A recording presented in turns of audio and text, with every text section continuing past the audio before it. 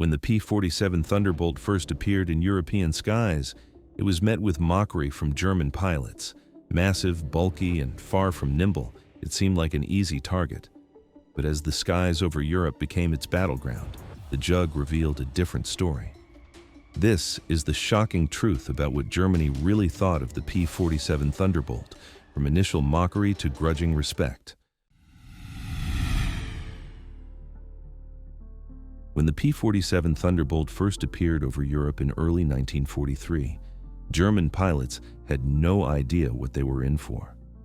The sight of this massive, bulky fighter left many of them skeptical. To their eyes, it looked more like a flying barn door than a war machine. With its wide fuselage, heavy frame, and weight nearly double that of the Bf-109 or FW-190, it seemed like an easy target. The Luftwaffe, with its emphasis on speed and agility, could hardly believe that such a large aircraft could be a serious threat. Many German pilots dismissed the P-47 immediately. Their intelligence reports had already downplayed its capabilities. They assumed it would suffer the same fate as previous American fighters they had encountered: slow, clumsy, and easily defeated.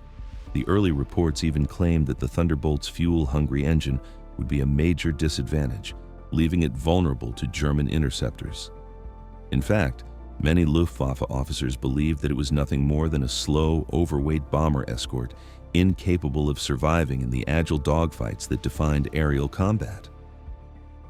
What the Germans failed to understand was that the P-47 wasn't built for dogfights. Its design was more about endurance and firepower, characteristics that would soon prove far more dangerous than agility in the skies.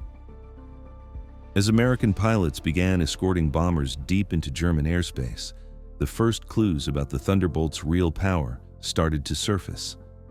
It wasn't just an oversized target, it was a predator in disguise, ready to change the rules of air combat. As P-47s began their bomber escort missions, German pilots quickly realized their first impressions had been wrong. What initially seemed like a lumbering giant soon revealed its hidden strengths, and those who underestimated it paid a heavy price. The Thunderbolt's diving speed was unmatched, and this was where it began to shine. While the Luftwaffe had relied on its nimble fighters to dive down on enemy formations, they soon discovered that the P-47 could dive faster and with greater control. Pilots who tried to chase the Thunderbolt found themselves in a dangerous game of cat and mouse, except this time, the cat was the Jug, and the mouse was any German fighter foolish enough to pursue. In fact, the Thunderbolt's speed in a dive was something that struck terror into German pilots.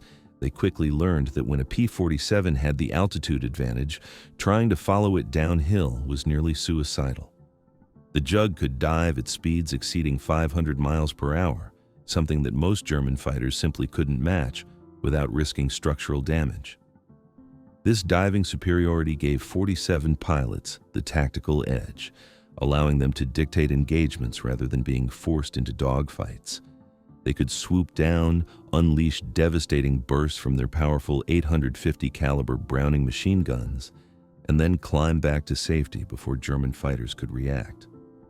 Another surprise came when the P-47 returned from missions riddled with bullet holes and still flying strong.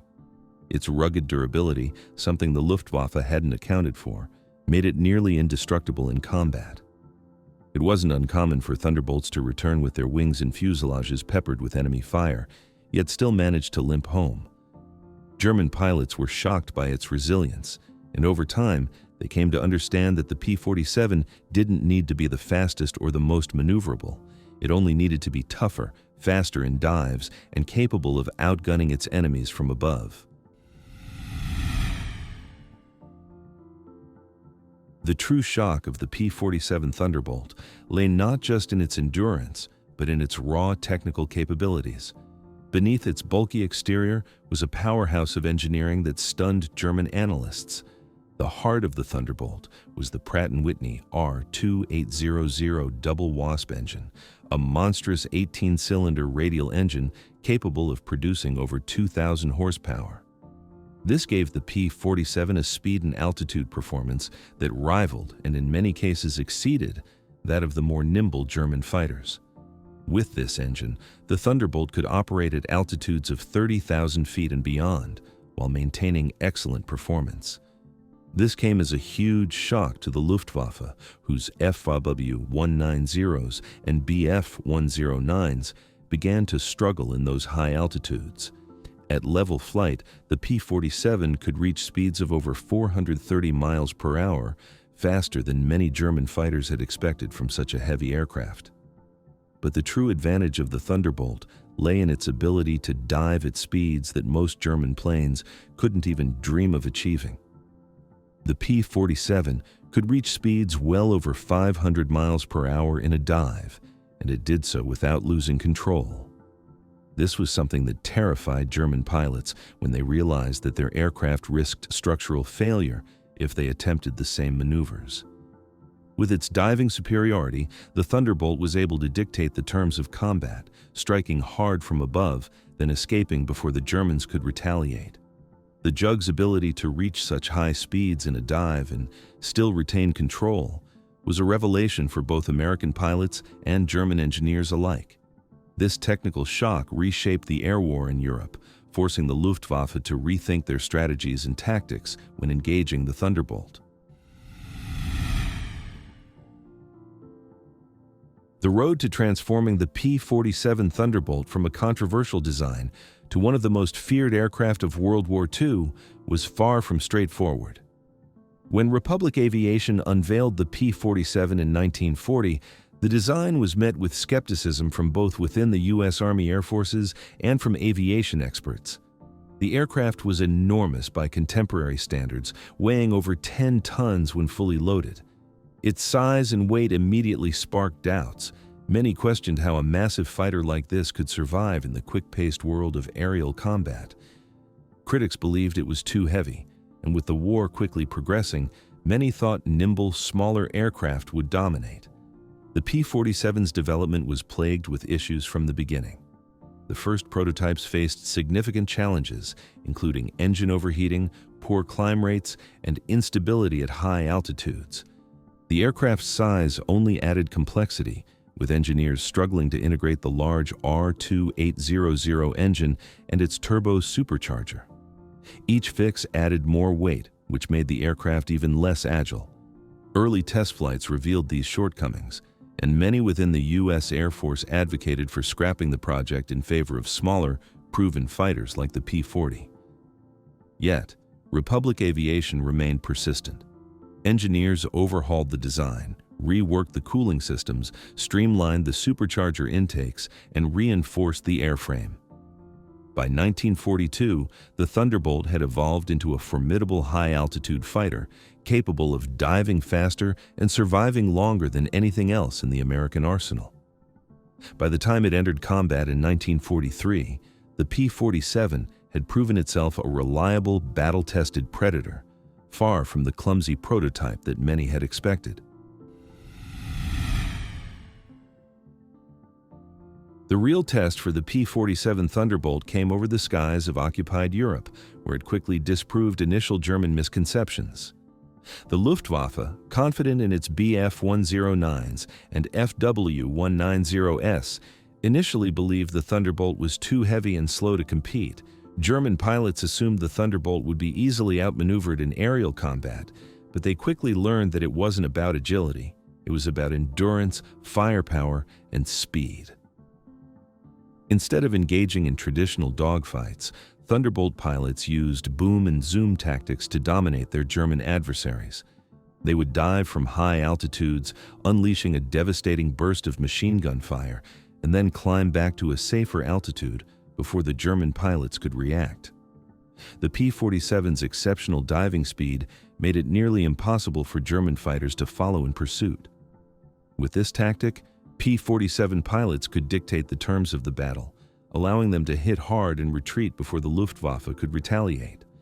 The P-47 also excelled in its bomber escort role, which was a critical part of its operational success. Prior to its arrival, unescorted American bombers were being decimated by German interceptors during daylight raids.